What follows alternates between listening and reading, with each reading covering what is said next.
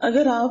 تھوڑی دیر کے لیے رک کر سوچیں کہ آپ کی زندگی میں سب سے اہم چیز کیا ہے، سب سے قیمتی دولت کیا ہے، وہ کیا چیز ہے کہ جسے آپ سب سے زیادہ اہمیت دیتے ہیں، جس کی خوشی آپ کے لیے سب سے بڑی خوشی ہے اور جس کا غم آپ کے لیے سب سے بڑا غم ہو جاتا ہے، ان کے خوش ہونے پر آپ خوش ہونے لگتے ہیں اور ان کی تکلیف پر آپ دکھی ہونے لگتے ہیں، غمگین ہونے لگتے ہیں۔ یقیناً آپ سب سمجھ گئے ہوں گے کہ وہ پیاری ترین چیز ہماری اولاد ہے۔ انسان کو سب سے زیادہ خود اپنی ذات سے محبت ہوتی ہے، اور یہ ایک مانی ہوئی بات ہے، اور اپنے بعد پھر اپنے ہی حصے، اپنے وجود کے حصے، اپنے دلوں کے ٹکڑے، اپنی اولاد سے محبت ہوتی ہے۔ انسان اپنی زندگی میں کتنا بھی کامیاب ہو، لیکن اگر اس کی اولاد کامیاب نہیں تو اسے اپنی کامیابیاں بھول جاتی ہیں۔ انسان خود کتنی بھی ترقی کر جائے، لیکن اگر اولاد در بدر کی ٹھوکریں کھا رہی ہو، بھٹک رہی ہو، تو انسان کو اپنی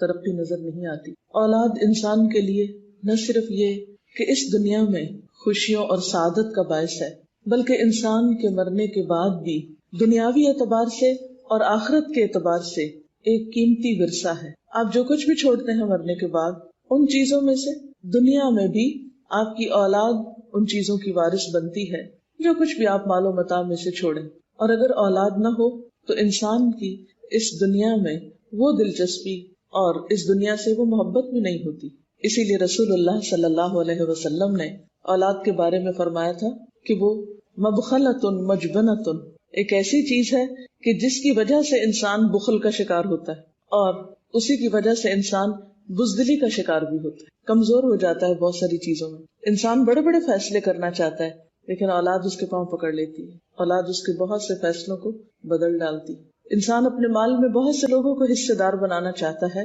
لیکن جب اولاد نظر آتی ہے تو پھر سب کچھ اسی کے لیے ہو جاتا ہے۔ اور انسان کیا چاہتا ہے کہ جب انسان اس دنیا سے جائے تو اس کے پیچھے اس کے بچے اس کی دنیاوی دولت کے وارث بنے، وہ پلے پھولے۔ لیکن ہم صرف دنیا کے لیے سوچتے ہیں، جبکہ ہماری اولاد ہماری آخرت کی ترقی اور ہماری آخرت کی منزلوں کی بلندی کا ذریعہ بھی ہو سکتی ہے، کیونکہ اولاد اگر انسان کے مرنے کے بعد اچھے کام کرتی ہے تو والدین کے درجوں کی بلندی کا ذریعہ ہوتی ہے۔ ایک حدیث پاک میں آتا ہے کہ ایک شخص مرنے کے بعد عالم برزخ میں جب اس کا درجہ بڑھایا جاتا ہے تو وہ پوچھتا ہے کہ یہ میرے ساتھ سب کچھ کیوں ہو رہا ہے، یعنی میرے ساتھ یہ اتنا اچھا سلوک کیوں ہو رہا ہے اور میرے درجے کیوں بلند ہو رہے ہیں؟ تو اسے بتایا جاتا ہے کہ یہ تمہاری اولاد کی دعا کی وجہ سے ہو رہا ہے۔ اور رسول اللہ صلی اللہ علیہ وسلم نے یہ فرمایا تھا، اذا مات ابن آدم انقطع عملہ، کہ جب انسان مر جاتا ہے، ابن آدم مر جاتا ہے تو اس کا عمل ختم ہو جاتا ہے، الا من ثلاث، سوائے تین چیزوں کے، صدقۃ جاریہ، ایسی جگہ پہ مال لگانا جس کا فائدہ بعد میں بھی اس کو ملتا رہے، یا پھر او علم ينتفع به، انسان ایسا علم چھوڑ جائے، ایسا سکھا جائے کہ جو لوگوں کو فائدہ پہنچاتا رہے، جس سے اور لوگ فائدہ اٹھاتے رہیں، یا پھر تیسری چیز ولد صالح يدعو له، نیک اولاد جو والدین کے لیے دعائیں کرتی۔ یعنی انسان اب خود نیکی کرنے کے قابل نہیں رہا، دنیا سے رخصت ہو چکا، لیکن کیا چیز اس کی نیکیوں میں اضافے کا سبب بن رہی ہے؟ اس کی اولاد۔ تو یہ تین چیزیں انسان کے مرنے کے بعد بھی انسان کے نیکیوں میں اضافے کا سبب بنتی ہیں، اور ان تین چیزوں میں بھی اگر آپ دیکھیں تو سب سے پیاری چیز آپ کی اور آپ کے قریب ترین چیز، آپ کے دلوں میں رہنے والی چیز آپ کی اولاد ہی ہوتی ہے۔ آپ کتنے بھی پڑھے لکھے ہوں، آپ کتنا بھی لوگوں کو سکھا رہے ہوں، تعلیم دے رہے ہوں، آپ کتنے بھی مالدار ہوں، لیکن اگر آپ کی اولاد نہیں، یا پھر اولاد ہے اور بگڑ چکی ہے، یا اس کی صحیح تربیت نہیں ہوئی، تو باقی نیکیاں بھی انسان کی بیکار ہوتی ہوئی نظر آتی ہیں، باقی خیر کے کام اور باقی محنت بھی بعض اوقات پھر بے فائدہ ہونے لگتی۔ ایک اور حدیث میں آتا ہے کہ قیامت کے دن کچھ لوگ آئیں گے اور ان کے اعمال ہوں گے تو بہت، لیکن بتایا یہ جائے گا کہ ان کی اولاد ان کی نیکیاں کھا گئی، یعنی خود تو بڑے نیک تھے لیکن اولاد نے ان کی نیکی پہ پانی پھیر دیا، سب صفائی کر دی۔ دنیا میں بھی یہ ہوتا ہے، آپ کتنی بھی نیک نامی کمائیں لیکن بعض اوقات آپ کی نیک نامی کو بٹا لگانے والی اولاد ہی ہوتی۔ اسی لیے قرآن پاک میں اللہ سبحانہ وتعالی اولاد کو انسان کا دشمن بتاتے ہیں، اردو میں بھی یا پنجابی میں بھی ان کو میٹھا دشمن کہا جاتا ہے، کہ لگتے بہت پیارے ہیں لیکن سب سے زیادہ تکلیف بھی بعض اوقات بچوں ہی کی طرف سے پہنچتی۔ آپ مائیں اچھی طرح جانتے ہیں، ولادت کا مرحلہ ہو، یعنی بچوں کے پیدائش کا مرحلہ ہو، یا پھر اس کے بعد ان کی تربیت کا مرحلہ ہو، یا پھر بڑے ہو کر ان سے خدمت لینے کا معاملہ ہو. یہ سارے مراحل کس قدر تکلیف دہ، صبر آزما اور انتظار والے ہوتے ہیں. اور ہماری عام دعاؤں میں ایک دوسرے کے لیے کیا ہوتا ہے؟ اللہ تمہیں اولاد کی خوشیاں دیکھنا نصیب کرے، کیونکہ واقعی انسان کے لیے ایک بہت بڑی خوشی کا ذریعہ بھی ہے اولاد. لیکن اس کے ساتھ ساتھ قرآن پاک میں اللہ تعالیٰ فرماتے ہیں ان من اولادکم وازواجکم عدوا لکم، کہ تمہارے بچے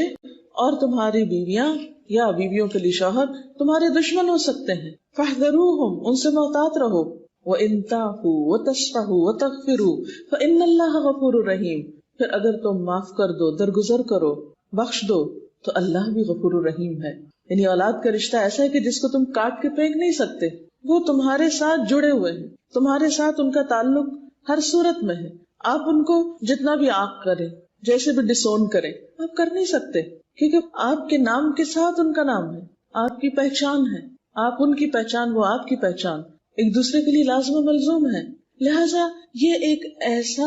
زندگی کا حصہ ہے کہ جسے آپ اگنور نہیں کر سکتے. آپ کی کتنی بھی مجبوریاں ہوں، آپ کے کتنے بھی کام ہوں، آپ پر کتنی بھی ذمہ داریاں ہوں، آپ کیسے بھی بیمار ہوں، لیکن اولاد کی تربیت کی ذمہ داری، اولاد کی اچھائی بھلائی کی ذمہ داری یہ آپ پر ہے. آپ اس سے فرار حاصل نہیں کر سکتے، یہ ذمہ داری ادا کرنی ہی ہے. اور اس کے لیے قرآن پاک میں اللہ سبحانہ وتعالیٰ فرماتے ہیں یا ایھا الذین آمنوا قوا انفسکم واہلیکم نارا،